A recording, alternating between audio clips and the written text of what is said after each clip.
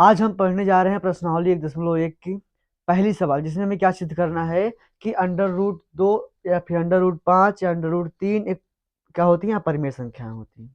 देखिए, इसमें आपको दो तरह के सवाल मिलेंगे। पहला क्या मिलेगा, जिसमें अंडर रूट वाली संख्याएं अकेली रहेंगी। दूसरा कैसे मिलेगा कि आपको उसके साथ कुछ और भी संख्याएं दी रहेंगी।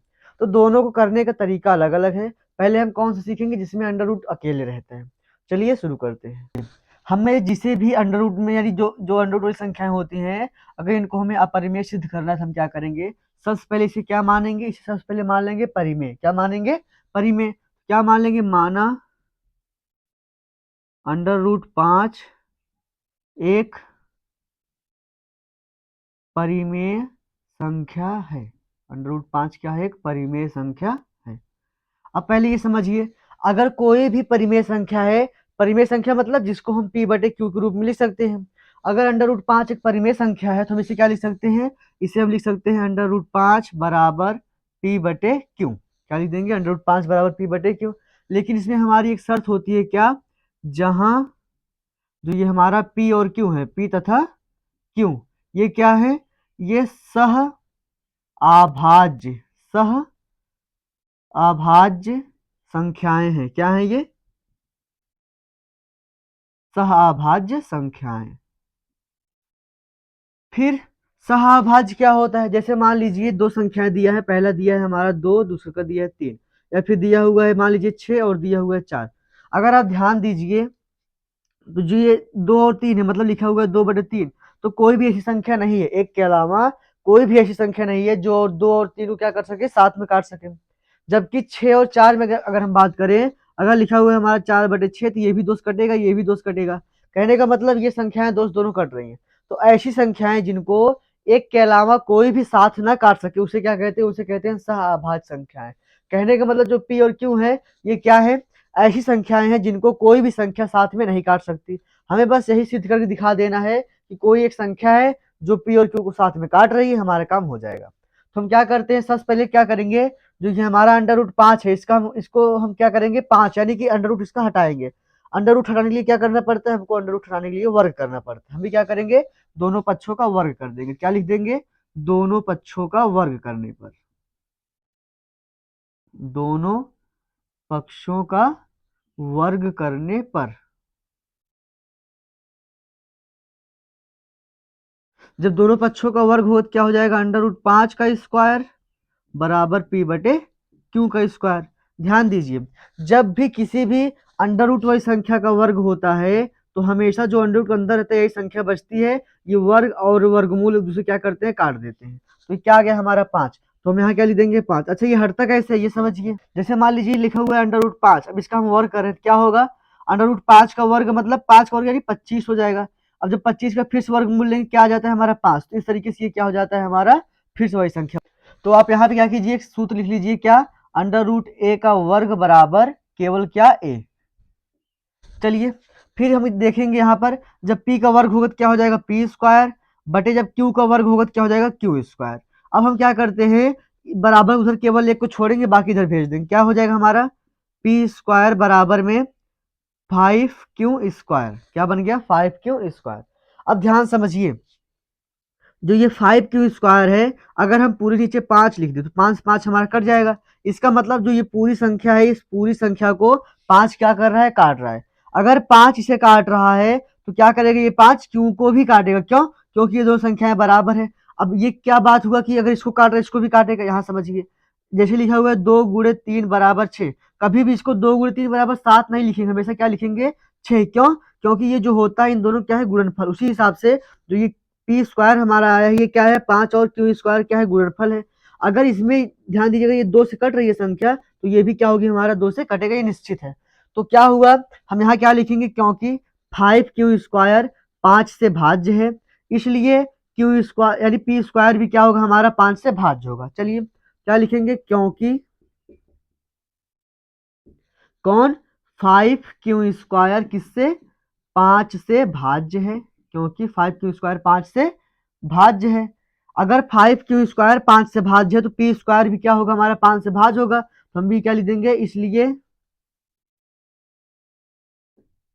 इसलिए पी स्क्वायर भी 5 से भाज्य होगा। अब एक बात समझिए, जब किसी का वर्ग अगर की संख्या से भाज्य है तो वो संख्या खुद भी भाज्य होती है। मतलब जैसे मान लीजिए लिखा हुआ है 12 का वर्ग कितना होता है 144। अब अगर आप ध्यान दो जो ये 144 है ये क्या है 12 का वर्ग है। अगर ये 2 से कटेगा तो 12 भी 2 से कटेगा, अगर ये 3 से कटेगा तो ये भी 3 से कटेगा, अगर ये 4 से कट रहा है तो ये भी 4 से कटेगा। लेकिन यहाँ एक बात ध्यान रखना क्या कि जो काटने वाली संख्या ये 12 से बड़ी ना हो बस। तो इसका मतलब अगर किसी संख्या का वर्ग किसी संख्या से कट रहा है तो वो संख्या खुद भी कटती है। तो हम क्या लिख देंगे, अतः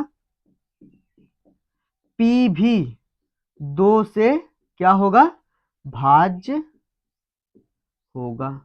तो उम्मीद करते हैं आपको यहाँ तक समझ में आ गया होगा। अब हम क्या देखेंगे, अब हम क्या करेंगे, अब हम पी को तो दिखा दिए, हाँ पी हमारा क्या है 5 से भाज्य, पी हमारा क्या है 5 से भाज्य है। अब हमें क्या करना है, हमें दिखाना है क्यू जो है हमारा ये यानी जो हमारा क्यू है ये भी क्या है 5 से भाज्य है। तो हम जो माने से पहले वो बात गलत साबित हो जाएगी, इसका मतलब फिर ये क्या बन जाएगी, अपरिमेय संख्या बन जाएगी।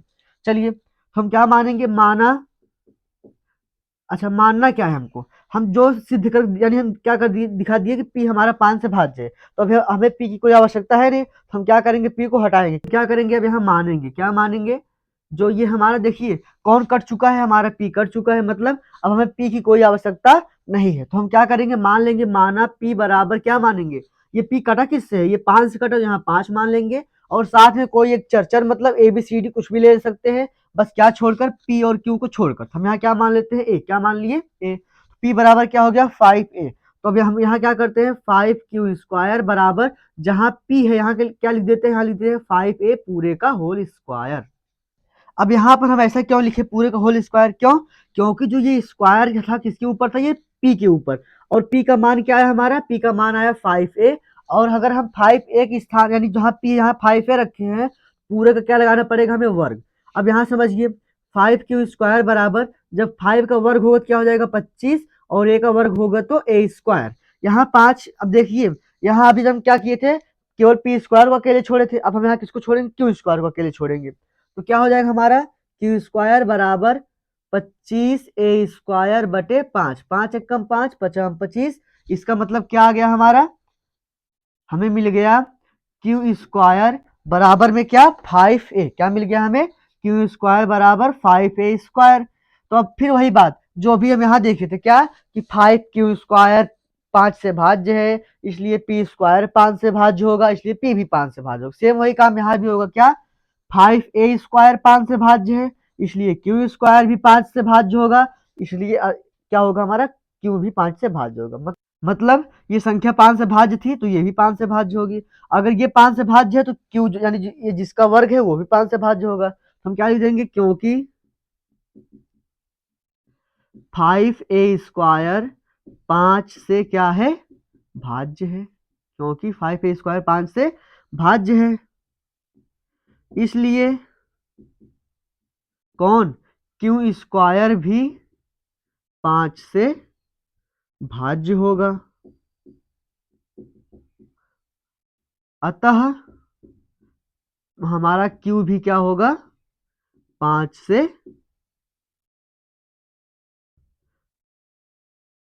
भाज्य होगा।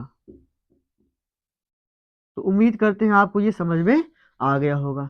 अब यहाँ पर हमें जैसे मान लीजिए अंडर रूट 2 सिद्ध करना है, तो हम क्या करेंगे, जहां हमारा 5 है यहाँ यहाँ हम क्या लिख देंगे 2 लिख देंगे, क्या हो जाएगा हमारा अंडर रूट 2, पहले क्या मानेंगे, माना अंडर रूट 2 एक अपरिमेय संख्या है। फिर जहां पे यहाँ अंडर रूट 5 यहाँ क्या आ जाएगा अंडर रूट 2 आएगा, फिर यहाँ अंडर रूट 2 का स्क्वायर होगा तो अंडर रूट 2 का स्क्वायर क्या आएगा हमारा 2 आएगा।